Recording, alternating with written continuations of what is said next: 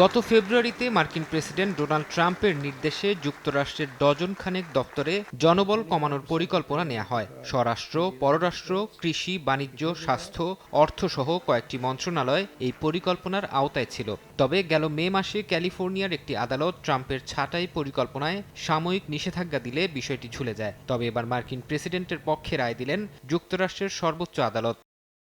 এক সংক্ষিপ্ত আদেশে সুপ্রিম কোর্ট জানান, ট্রাম্প আইনের সীমা অতিক্রম করেননি। প্রেসিডেন্ট মার্কিন কংগ্রেসের পরামর্শ ছাড়াই দপ্তর পুনর্গঠনের নির্দেশ দিতে পারেন না, আগের এমন যুক্তি গ্রহণ করেননি সর্বোচ্চ আদালত। যদিও কোন সংস্থা থেকে কর্মী ছাঁটাই করা যাবে, কত সংখ্যক কর্মী ছাঁটাই করা হতে পারে, সুপ্রিম কোর্ট এ বিষয়ে সুনির্দিষ্ট করে কিছু জানাননি। তবে আগের নিষেধাজ্ঞা উঠে যাওয়ায় চাকরি হারানোর আশঙ্কা আরও বেড়েছে।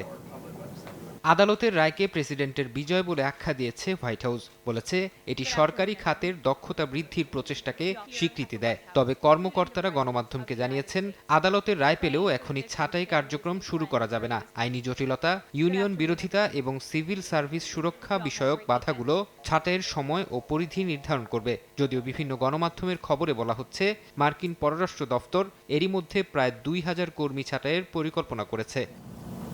মার্কিন সুপ্রিম কোর্টের রায় নিয়ে সতর্ক বার্তা দিচ্ছেন বিশ্লেষকরা। তাদের মতে এই সিদ্ধান্তে বড় পরিসরে কর্মী ছাঁটাই ও সরকারি কাঠামো ভেঙে পড়ার ঝুঁকি তৈরি হয়েছে। ফারহাদ চৌধুরী, সময় সংবাদ।